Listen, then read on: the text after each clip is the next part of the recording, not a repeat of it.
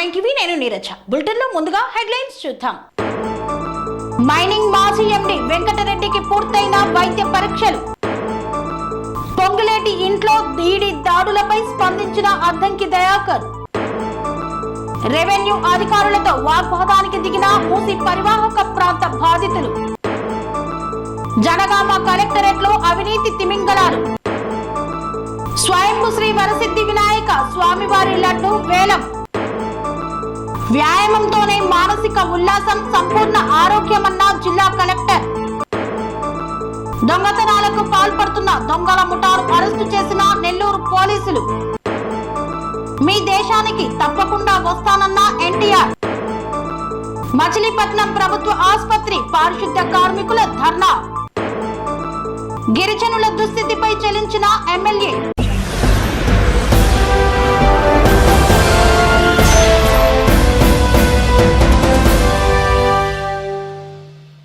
Mining మాజీ MD వెంకటరెడ్డిని వైద్య పరీక్షల అనంతరం కోర్టులో హాజరుపరిచిన ఏసీపీ.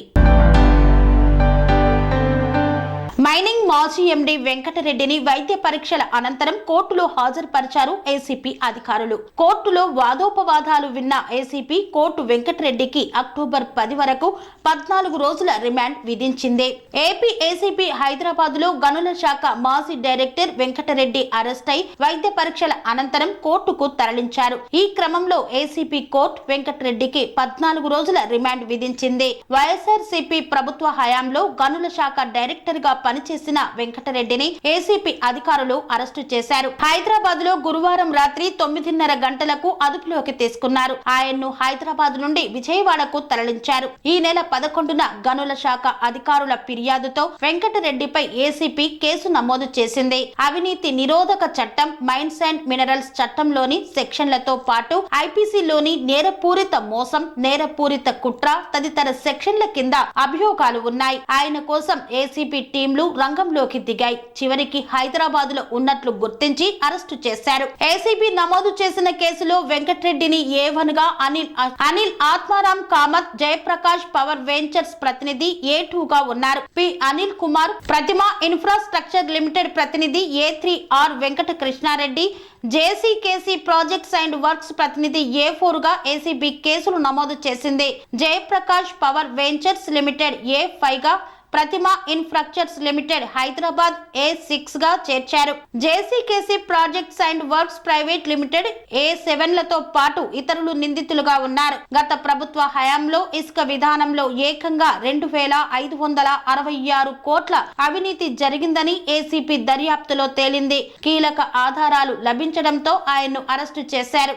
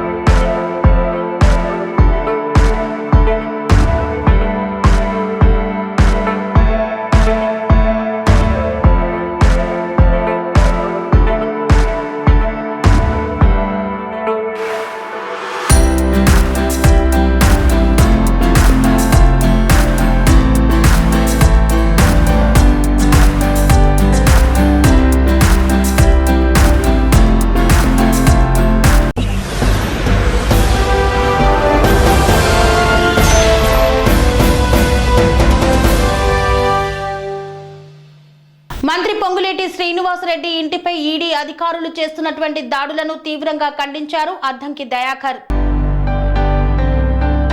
మంత్రి పొంగులేటి శ్రీనివాసరెడ్డి ఇంటి మీద జరుగుతున్న ఈడీ దాడులపై స్పందించిన అద్దంకి దయాకర్, బీజేపీ చేస్తున్న కుట్రలో భాగంగానే పొంగులేటి శ్రీనివాసరెడ్డి ఇంటిపై ఈడీ దాడులు చేస్తుందన్నారు.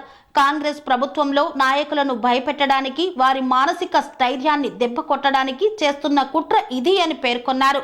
సోనియా గాంధీని, రాహుల్ గాంధీని కూడా భయపెట్టడానికి నిరంతరం దాడులు చేశారని అద్దంకి దయాకర్ ఆరోపించారు. పొంగులేటి శ్రీనివాసరెడ్డి గారి మీద బీజేపీ ప్రభుత్వం చేస్తున్న ఒక కుట్ర, సిబిఐ ఈడీలను వినియోగించుకొని ముఖ్యమంత్రులను, మంత్రులను దేశంలోని కాంగ్రెస్ పార్టీ నాయకులే కాకుండా బీజేపీ వ్యతిరేక రాజకీయ పక్షాల మీద నిరంతరం దాడి చేయడం అనేది బీజేపీకి ఒక అలవాటుగా మారిపోయింది. దానిలో భాగంగానే ఈరోజు పొంగులేటి శ్రీనివాసరెడ్డి గారి మీద జరుగుతున్న దాడి ఇది కాంగ్రెస్ ప్రభుత్వంలో ఉన్న నాయకులను భయపెట్టడానికి, వాళ్ళ యొక్క మానసిక స్థైర్యాన్ని దెబ్బతీసే ఒక కుట్రగా మేము భావిస్తాం. అది కర్ణాటకలో డీకే శివకుమార్ గారి మీద జరిగింది. ఇటువైపు ఏ రాష్ట్రంలో ఆర్థికంగా కొంత బలపడి ఉన్న నాయకులను ఇలాంటి కుట్రలు చేస్తుంది. మా సోనియా గాంధీని, రాహుల్ గాంధీనే సిబిఐ ఈడీలు వదలకుండా చేసిన మోడీ ప్రభుత్వం దీనికి మూల్యం చెల్లించుకోక తప్పదు. ఇలాంటి దాడులతో కాంగ్రెస్ పార్టీకో కాంగ్రెస్ ప్రభుత్వానికో వచ్చే నష్టం లేదు. వ్యక్తిగతంగా పొంగులేటి శ్రీనివాసరెడ్డి గారికి కూడా వచ్చే నష్టం లేదు. తప్పు చేయకుండా ఒక మంచి బిజినెస్ మ్యాన్ గా తెలంగాణలో ఉన్న తనపై రాజకీయ కక్షపూరిత దాడి చేయడం అనేది దీన్ని తీవ్రంగా ఖండిస్తున్నాం. డెఫినెట్ గా ఇది బీజేపీ మార్క్ రాజకీయానికి ఇది పరాకాష్ఠ.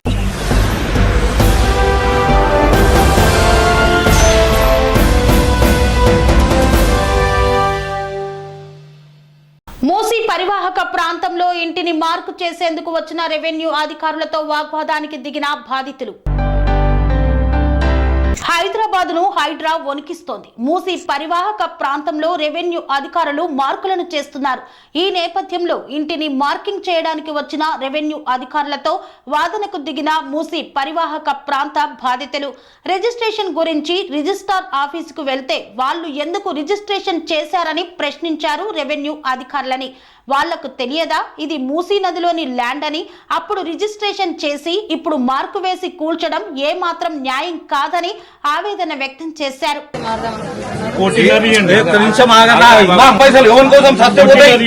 అవసరం లేదు, డబ్బులు కాదు మేడం. మేడం ఒక్క నిమిషం, నా బ్రదర్ తో ఎవరితో మాట్లాడిన పద్ధతి నేను నా బ్రదర్ తో నేను నా ఇష్టం నేను ఆర్గ్యూ చేయట్లేదు సార్. మీరు అంటున్నారు కదా, ఒక్క నిమిషం అవును మాట్లాడే ఎన్ని గదాలు 100 కొనుక్కున్నారు. రిజిస్ట్రేషన్ డాక్యుమెంట్స్ ఏ ఇయర్? మేడం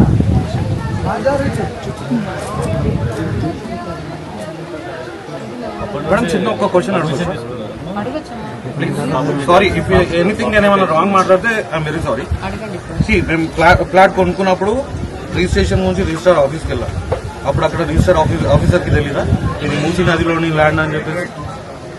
ఎట్లా రిజిస్ట్రేషన్ చేసి ఇచ్చిండు మరి? సరే మాది వదిలేండి, మాకన్నా ముందు కూడా ఎట్లా రిజిస్ట్రేషన్ ఉంది? మేము అదే కదా ట్రాన్స్ఫర్ అంత కష్టపడి పిల్లల్ని పెంచుకోవడానికి ఇవన్నీ చూసుకోవడానికి. నాట్ బిల్లింగ్ అలా రాస్తాం. ఎంత స్క్వేర్ యార్డ్స్?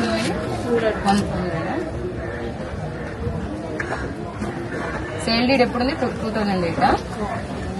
సరిగ్గా చూసి చెప్పండి. ఏ సంవత్సరం సేల్ డీడ్? 2008 కదా.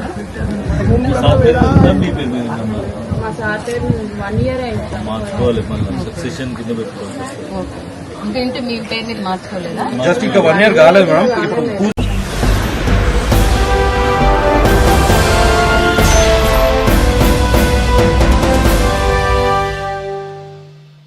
జనగామ కలెక్టరేట్ లో ఏసీపీ అధికారులకు చిక్కిన 2 అవినీతి అధికారులు. జనగామ కలెక్టరేట్ లో ఏసీపీకి చిక్కిన 2 అవినీతి అధికారులు. RNB executive engineer CH Hussain 12,000 రూపాయలు, ఏపీఓ అసిస్టెంట్ టెక్నికల్ ఆఫీసర్ 2,000 రూపాయలు పెట్రోల్ పంపు పర్మిషన్ కోసం లంచం తీసుకుంటుండగా పట్టుకున్న ఏసీపీ అధికారులు.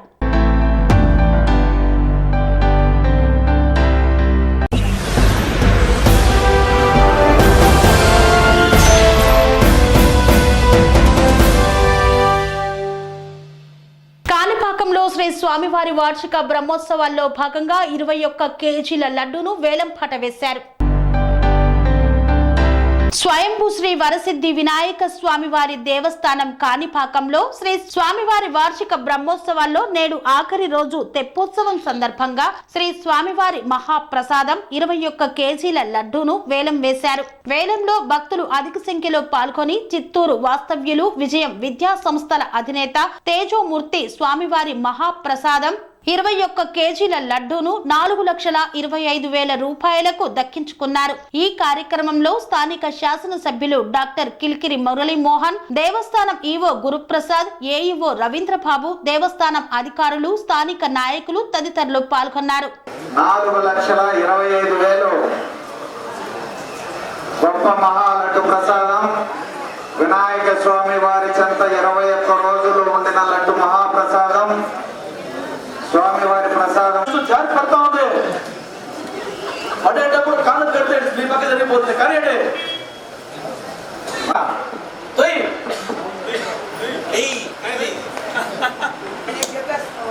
4,25,000 ఒకటోసారి 25,000 తేజమూర్తి గారి పాట 4,25,000 పాటదారులు ఉత్సాహంగా పాల్గొన్నారు. అదేవిధంగా ఉత్సాహంలో పాట పాల్గొని మీ ప్రతి పైసా స్వామివారికే చెందుతుంది. ఆ యొక్క మహాలడ్డు ప్రసాదంను 10 మందికి స్వామివారి తీర్థ ప్రసాదంగా భావించి పంపిణీ చేయవచ్చు. దయచేసి డిపాజిట్ కట్టుకుని కూడా పాడొచ్చని చెప్పిన పాటదారులకు విజ్ఞప్తి, మీరు డిపాజిట్ చెల్లించినా పాటలో పాల్గొనవచ్చు, చెల్లించకపోయినా పర్వాలేదు. చెల్లించుకోవచ్చు. మళ్ళా తేజమూర్తి గారి పాట 4,25,000. తేజమూర్తి గారి పాట 4,25,000. ఓకేనా? ఎవరైనా పాడే వాళ్ళు ఉన్నారా? పాట పాడేవాళ్ళు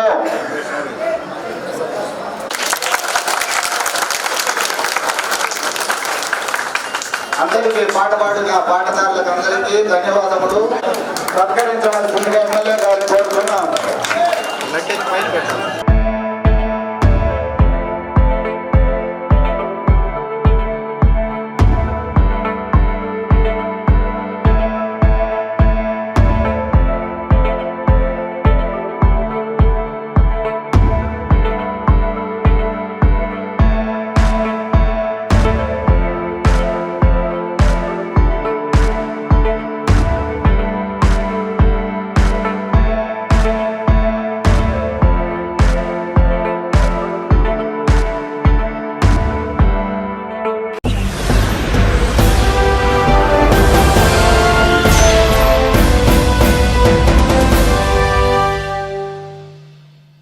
వార్తల్లో చిన్న విరామం. అనురాగానికి అమ్మ ఆదర్శం, ఆరోగ్యానికి Shri Sai homeo stores and clinic. అనుభవం, అర్హత, అంకిత భావం కల డాక్టర్లచే చికిత్స.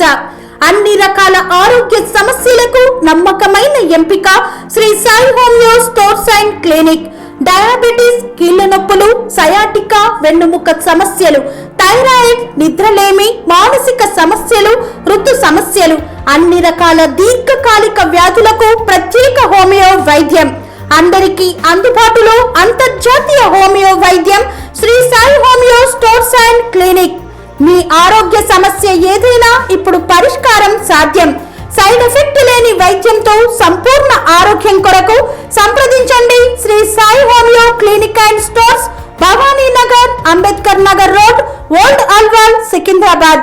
సంప్రదించాల్సిన ఫోన్ నంబర్స్ 9000751751 మరియు 9000422525.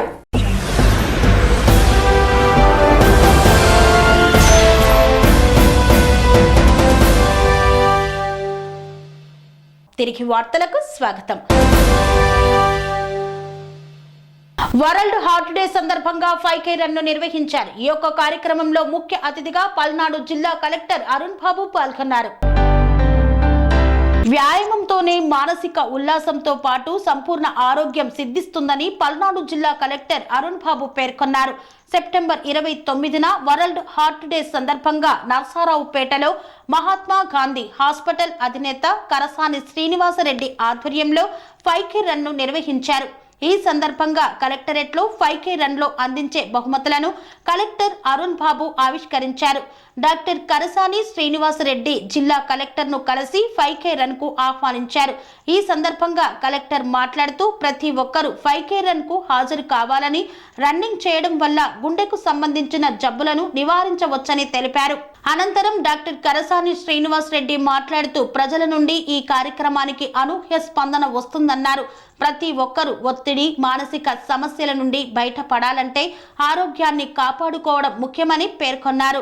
ఈ కార్యక్రమంలో పాల్గొన్న వారికి ఫిజికల్ ఎక్సర్సైజ్ ప్రోత్సహించేందుకు సైకిళ్లు ఇవ్వడం జరుగుతుందన్నారు. రిజిస్ట్రేషన్ చేసుకున్న ప్రతి ఒక్కరికి ఆరోగ్యపరమైన ఎలాంటి సందేహాలున్నా వైద్యులు సరైన సలహాలు ఇస్తారన్నారు.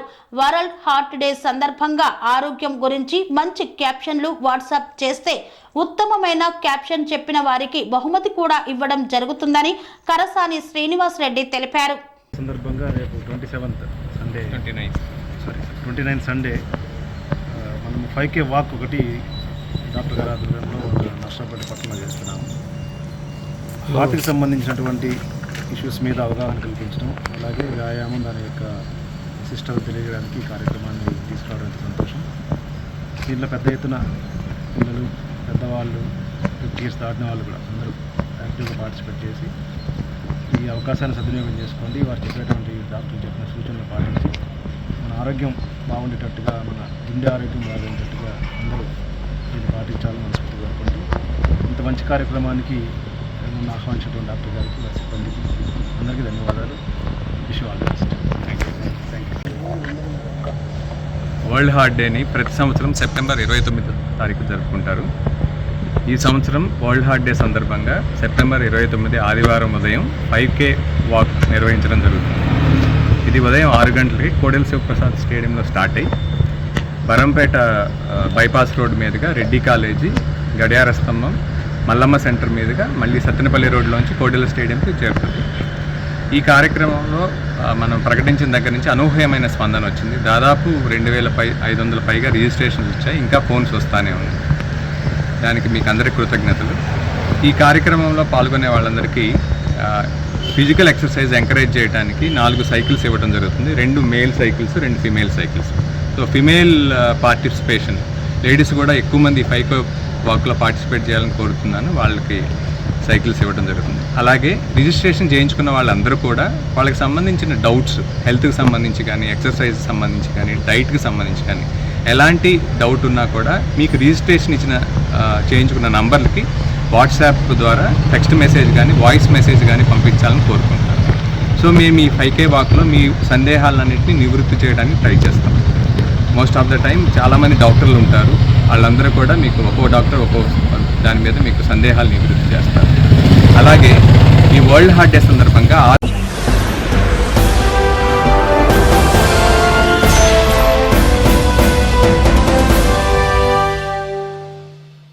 చెడు వ్యసనాలకు బానిసై దొంగతనాలకు పాల్పడుతున్నటువంటి 3 నేరస్తులను అరెస్టు చేశారు పోలీసులు.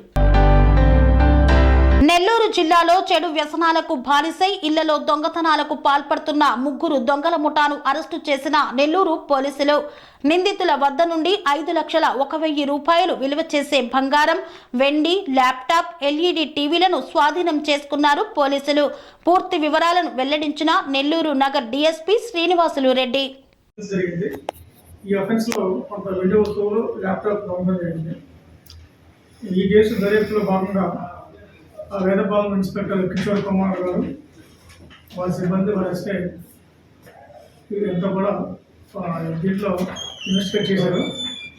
ఇన్వెస్టిగేషన్లో భాగంగా 3 ముద్దాయిలు అరెస్ట్ చేశారు. ఈరోజు మధ్యాహ్నం 12 వాడు మూర్తి నవి, అరవ సుబ్రహ్మణ్యం, షేక్ అబ్దుల్ లతీఫ్ వీరంతా కూడా గతంలో పాత నేరస్తులే. ఇందులో మొదటి ముద్దాయికి సుమారు 15 నేరాలు ఉన్నాయి. అదేవిధంగా రెండో ముద్దాయికి కూడా 4 కేసులు, ఒక సస్పెండ్ షీట్ ఉంది. మూడో ముద్దాయి మీద కూడా కేసులు ఉన్నాయి. వీరందరినీ కూడా విచారించగా నెల్లూరు రూరల్ పరిధిలో రూరల్ పోలీస్ స్టేషన్, పరవలూరు, కొవ్వూరు ఈ పోలీస్ స్టేషన్కి సంబంధించిన నేరాలు కూడా వీళ్ళు అంగీకరించారు. వీరి దగ్గర నుంచి సుమారు 150 గ్రాముల బంగారు ఆభరణాలు, 1 కేజీన్నర వెండి వస్తువులు, ఒక LED టీవీ, ఒక ల్యాప్టాప్ స్వాధీనం చేసుకున్నారు. మొత్తం సొత్తు విలువ 5 lakhs వరకు ఉంది. వీరంతా కూడా రెగ్యులర్గా ఒక చోట డ్రింక్ చేస్తూ స్నేహంగా ఉంటూ ఎక్కడైతే ఇల్లు తాళం వేసి ఉంటాయో వాటిని రెక్కీ చేసి ఎవరైతే ఊరికి వెళ్ళారో అటువంటి ఇల్లుని త్వరగా రెక్కీ చేసి తర్వాత కాలంలో దొంగతనం చేయడం జరిగింది. ఈ కేసులో సిఏ కిషోర్ బాబు గారు, వారి ఎస్ఐ వెంకటరావు గారు, ASI Prasad, head constable Subbarao, Mahaboob Basha, constables వీళ్ళంతా కూడా బాగా కష్టపడి ఈ కేసు డిటెక్ట్ చేశారు. వీరందరినీ కూడా ఎస్పీ గారు అభినందించారు. వీరందరికీ కూడా త్వరలో రివార్డు అనేది జర్నలిస్ట్ కాదు.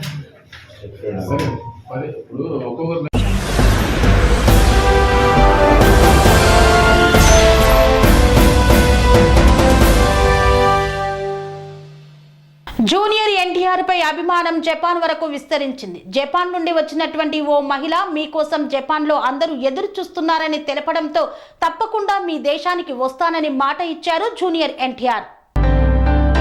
అమెరికాలోని లాస్ ఏంజలీస్ లో ఏటా జరుగుతున్న ప్రతిష్టాత్మక చిత్రోత్సవం బియాండ్ ఫేస్ లో ప్రదర్శించిన దేవరా చిత్రాన్ని ఎన్టీఆర్ తన అభిమానులతో కలిసి వీక్షించారు.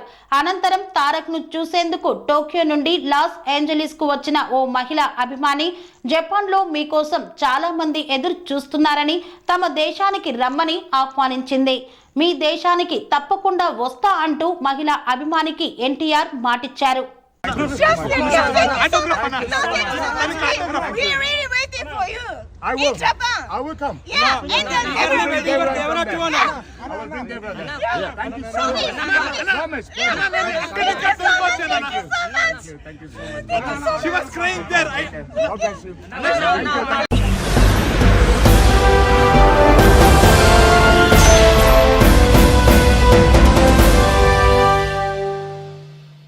మచిలీపట్నం ప్రభుత్వ ఆసుపత్రిలో పని చేయాలంటే పక్కలోకి వెళ్లాల్సింది, ఇంటి పని వంట పని చేయాల్సింది. ఈ నరకం మాతో కాదంటూ ధర్నాకు దిగిన కార్మికులు.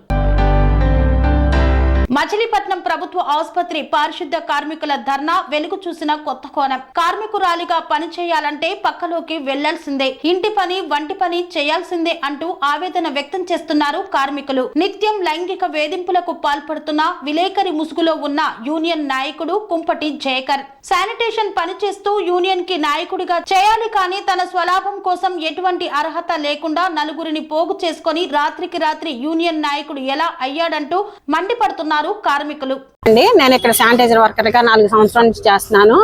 అయితే ఇక్కడ ఒక 6 నెలలు 7 నెలల కిందట సంవత్సరం లోపు నన్ను ఒక సూపర్వైజరు ప్రసన్న అన్న అమ్మాయి జయకర్ గారి ఇంటికి పనికి పంపించింది. ఆయన ఎవరో కూడా నాకు తెలియదండి. డ్యూటీ నేను ఎక్కాకే ఆవిడ నన్ను వాళ్ళ ఇంటికి పనికి పంపించిందండి. నేను పనికి పంపించేటప్పుడు నేను అడిగాను, నేను డ్యూటీలో ఉన్నాను కదా, నేను వాళ్ళ ఇంటికి పనికి వెళ్తే నాకు అటెండెన్స్ వేస్తారా, మరి నాకు శాలరీ కట్టేద్దాని అన్నానండి. నేను అన్నప్పుడు ఆవిడ ఏమందంటే, ఆయన ఒక విలేకరు, మనకి ఎప్పటికైనా ఉపయోగపడతారు, నువ్వు అలాంటి ఏం భయపడబాక, రేపు పొద్దున ఏదైనా సమస్య వస్తే ఆయన నిలబడతాడు, ఇక్కడ ఉన్నాయని నేను చూసుకుంటా, నువ్వు వెళ్ళి వాళ్ళ ఇంటికి పని చేసిరా అని ఇక్కడ నుండి కొంత మెటీరియల్ మేము వాడే హాస్పిటల్కి వాడే మెటీరియల్ ఇచ్చి వాళ్ళ ఇంటికి పనికి పంపించిందండి. పనికి పంపించే ముందు నేను జయకర్ గారికి మాట్లాడుకుంటున్నామని వాళ్ళ ఆవిడకి ఏం చెప్పొద్దని నాతో చెప్పిందండి. నేను అలాంటి ఏం చెప్పనమ్మా, పని చేసుకొని వస్తానని నేను పని చేసి వచ్చేసానండి. అయిపోయింది. అయిపోయాక ఇప్పుడు గడిచి కూడా దగ్గర 9 నెలలు 10 నెలలు అవుతుందండి. మరి వాళ్ళ ఇంట్లో ఏం సమస్యలు జరిగినా నాకైతే తెలియదు. అయితే అది మనసులో పెట్టుకొని జయకర్ గారును ప్రసన్న ఇద్దరూ కలిసి నన్ను డ్యూటీ చేసుకొని ఇవ్వట్లేదండి. ఈ ప్రసన్న అన్న అమ్మాయి నువ్వే జయకర్ పెళ్ళానికి ఏదో చెప్పావు, అందుకే మాకు గొడవలు అవుతున్నాయి, నీ అంత చూస్తాను అని చెప్పి మాట్లాడుతుందండి. ఆ జయకర్ గారిని మరి నేను వచ్చి 4 సంవత్సరాలు ఆయన ఎప్పుడు రాలేదు. ఈ మధ్య కాలంలో ఆయన్ని యూనియన్ గా కొంతమంది ఎన్నుకున్నారండి. ఎన్నుకొని ఆయన యూనియన్ నాయకుడు, ఆయన ఏం చేసినా చలమని అయింది, టీవీ రిపోర్టరు, మనం ఏం చేసినా చెల్లుబాటు అయ్యిద్ది అని చెప్పి నన్ను బెదిరించి చాలా దారుణంగా మాట్లాడుతున్నారండి. జయకర్ గారు రోజు వస్తున్నారండి. నిన్న కూడా వచ్చారండి. వచ్చి రూమ్ లో కూర్చున్నారు. 4 కూర్చొని నోటీస్ బోర్డు పెట్టేటప్పుడు నేను చూశానండి. ఎందుకంటే నా బండి ఇక్కడే పెట్టుకున్నాను. నేను బండిలో తాళాల కోసమని, ఇంటికి తాళాల కోసమని వచ్చాను. వచ్చినప్పుడు నన్ను ఇదే కదా మా ఇంట్లో సమస్యలు చేయాల్సింది, దీని అంతు చూస్తాను, దీని ఎవరు ఏంటో చూస్తానని కొంచెం చాలా దారుణంగా మాట్లాడారు. వచ్చి ఇక్కడ నించున్నప్పుడు కూడా నేను పెనాయిల్కి దేనికన్నా వచ్చినా నన్ను కొంచెం దారుణంగా మాట్లాడుతున్నారండి. దారుణంగా మాట్లాడుతున్నారు. అవి మాటలో నేను కొన్ని చెప్పుకోలేకపోతున్నాను. నాకు న్యాయం నేను వాళ్ళ ఆవిడకి రాత్రి ఫోన్ చేసి చెప్పానండి, అమ్మ ఇలా మాట్లాడుతున్నారని. చెప్పినప్పుడు ఆవిడ అంది, అమ్మ నేనేం చేయలేనమ్మా, మీరు చేతనైంది మీరు చేసుకోండి, ఆయన ఇలా ఎందుకు చేశారని కూడా నేను అడగనని చెప్పిందండి. నాకు న్యాయం జరగాలని నేను కోరుకుంటున్నాను. నేను ఎవరికీ కంప్లైంట్ ఇవ్వలేదండి. మా అన్నోళ్ళు కొంతమంది ఉన్నారు, వీళ్ళు ఉన్నారు. నేను వీళ్ళకి చెప్పానండి, కావాలంటే వీళ్ళని కూడా అడగండి. నన్ను చాలా దారుణంగా మాట్లాడుతున్నారండి. ఏమి ఇవ్వలేదండి నేను ఇంత మటుకు. అంటే ఎందుకంటే ఆయన రిపోర్టర్ కదండి, నాకు భయం వేస్తుంది. రేపొద్దున ఏదన్నా జరిగినా ఆయనతో కూర్చొని కూడా వాళ్ళ ఆవిడకి చెప్పానండి. మీ ఛానల్ మీరు చేసుకోండి, నేనైతే ఏం చేయలేనమ్మని చెప్పేసింది సార్. సూటిపోటి మాటలు కాదండి, అదేంటి లైకింగ్గానే నన్ను వేధిస్తున్నారు. చాలా దారుణంగా అసహ్యంగా మాట్లాడుతున్నారండి. నేను మీడియా ముందు నేను చెప్పుకోలేకపోతున్నాను. నాకు న్యాయం జరిగేలాగా చేయండి సార్. మీ అందరికీ నమస్కారం. నేను గవర్నమెంట్ హాస్పిటల్లో శానిటేషన్ వర్కర్స్ని, సీపర్ని చేస్తాను ఇక్కడ. నేను గతంలో మేము ఇక్కడ 8 సంవత్సరాలు 9 సంవత్సరాల నుంచి నేను డ్యూటీ చేస్తున్నాను. అయితే మన మెడికల్ కాలేజీలో ఓపెనింగ్ టైంలో వాషింగ్కి మమ్మల్ని ఒక 50 మందిని అక్కడికి క్లీన్ చేయడానికి పంపించారు. అయితే మేమందరం అక్కడికి వెళ్ళడం జరిగింది. మేము ఇక్కడి నుంచి బయలుదేరి వెళ్ళే ముందు ఇక్కడి నుంచి చీపుర్లు, బకెట్లు అవి మొత్తం నాకు ఆటో ఉంది. మధ్యాహ్నం నుంచి అలా చెప్పారు నాకు, మధ్యాహ్నం ఇలా వెళ్ళాలని. నైట్ 8 గంటలు.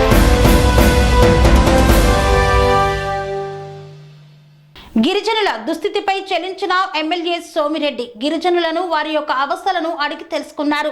పిల్లల్ని స్కూలుకు ఎందుకు పంపడం లేదు అంటూ ప్రశ్నించారు ఎమ్మెల్యే. మా దగ్గర ఆధార్ కార్డు లేదను వారు చెప్పినటువంటి సమాధానం అతన్ని ఆలోచింపచేస్తోంది. కనీస ఆధార్ కార్డు కూడా నోచుకోలేని పరిస్థితుల్లో గిరిజనులు ఉన్నారు. జిల్లాలో ఏ ప్రాంతానికి వెళ్లినా గిరిజనుల దుస్థితి చూస్తుంటే చాలా బాధ వేస్తోంది. వెంకటగిరి శ్రీ పోలేరమ్మ తల్లి జాతర సందర్భంగా అమ్మవారిని దర్శించుకున్న తర్వాత డక్కిలి రాపూరు మీదుగా నెల్లూరుకు తిరుగు ప్రయాణమయ్యానన్నారు ఎమ్మెల్యే సోమిరెడ్డి. మార్గ మధ్యలో డక్కిలి సమీపాన చెక్క రిక్షాపై వెళ్తున్న గిరిజన కుటుంబాన్ని చూసి కారు ఆపాను. వారి దగ్గరికి వెళ్లి చూస్తే చిన్నారుల వంటిపై దుస్తులు కూడా సరిగా లేవు. అందరితో పాటు ఆడుతూ పాడుతూ బడికి వెళ్లి 4 అక్షరాలు నేర్చుకోవాల్సిన ఆ బిడ్డలు చదువుకు దూరమై తల్లిదండ్రుల వెంట చెత్త కాగితాలు ఏరుకునేందుకు వెళ్తుండడం చాలా బాధ కలిగించింది. తాత్కాలికంగా వారికి దుస్తులు ఇవ్వమని 4 రూపాయలు ఇచ్చా. కానీ సమస్యకు అది శాశ్వత పరిష్కారం కాదు. ఈ రోజు కూడా మామిడిపుడి ముత్తుకూరు మార్గంలో నేలటూరుకు చెందిన ఓ కుటుంబం అదే పరిస్థితిలో ఎదురైంది. పిల్లలను బడికి ఎందుకు పంపడం లేదని తల్లిదండ్రులను ప్రశ్నించాను. అక్కడ ఇక్కడ ఒకటే సమాధానం, ఆధార్ కార్డులు లేవని పంపడం లేదని చెప్పారు.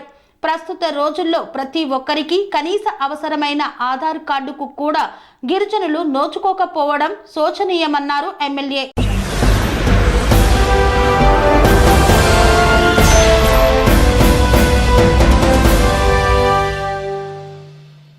ఇంతటితో వార్తలు సమాప్తం. మరిన్ని అప్డేట్స్ కోసం చూస్తూనే ఉండండి TR9 టీవీ. స్వామి బోధానంద గోసేవ ఆశ్రమం సైథాపూర్.